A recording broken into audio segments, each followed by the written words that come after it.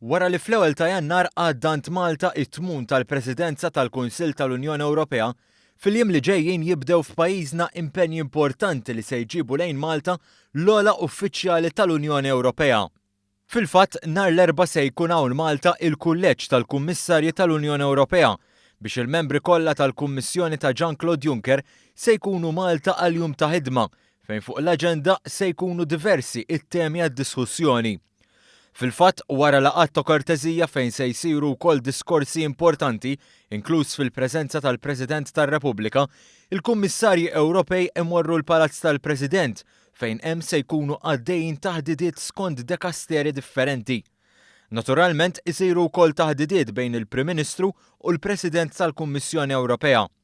Fil-għaxija imbagħad se ssir iċ-ċerimonja tal-ftuħ uffiċjali f'Dar il-Mediterran li għalija wkoll mistenni jattendu diversi dinjitarji fosthom il-President tal-Kunsill Ewropew Donald Tusk.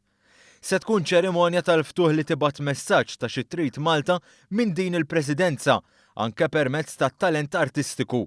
Talent artistiku li tul is-sitt xhur li ġejjin se jingħata importanza kbira. B'hekk għalkemm l-ewwel ġimgħa tal-Presidenza se tedderet kwieta fuq barra, fil-Palazz tal-Gran Mastri u f'Dar Malta fi Brussell kienu għaddejjin qatih tħejjiet issa li Malta hija responsabbli minn 1800 laqa. Fosthom madwar 220 li se jsiru f'pajjiżna, mhux biss fil-Palazz tal-Gran Mastri iżda madwar il-pajjiż kollu. Id-diskussjonijiet huma mnebħa mill-prijoritajiet li għandu pajjiżna li huma l-immigrazzjoni, is-suq komuni, is-sigurtà, l-inklużjoni soċjali, il-pajjiżi ġirien u s-settur marittimu.